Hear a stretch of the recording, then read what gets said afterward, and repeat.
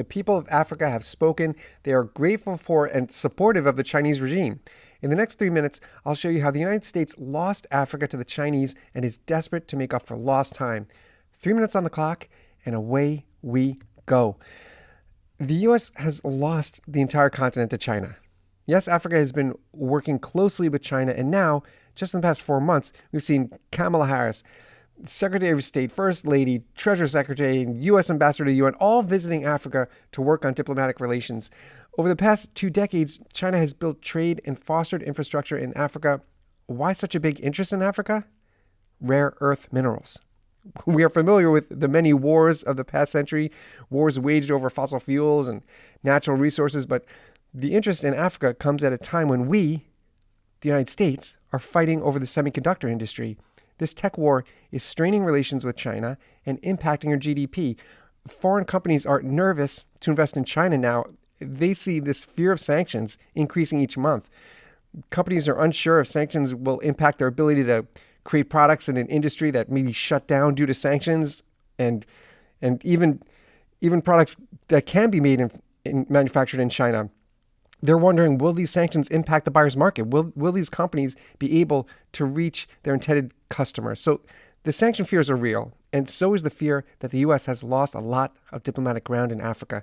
China has made several smart moves in the past decades.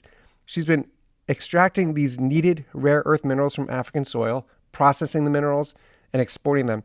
This system is in place, and it blocks out the U.S. from accessing these rare earth minerals. But China has gone beyond just extracting Africa's minerals. On a diplomatic level, she's offering scholarships to young Africans to break into the industry and buy in to the Chinese rare earth mineral system. This cannot be understated. China is creating a positive image with Africa, a country that supports the working people, whether it's true or not. This works to better the lives of the African people.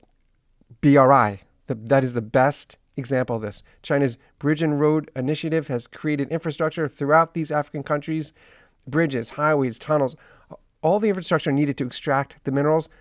The United States, as we see by this scramble to set up diplomatic relations, diplomatic meetings, the U.S. is realizing that the future depends on Africa, and China has already tightened relations with Africa. Not just tightened relations, but actively pushing the U.S. out of Africa.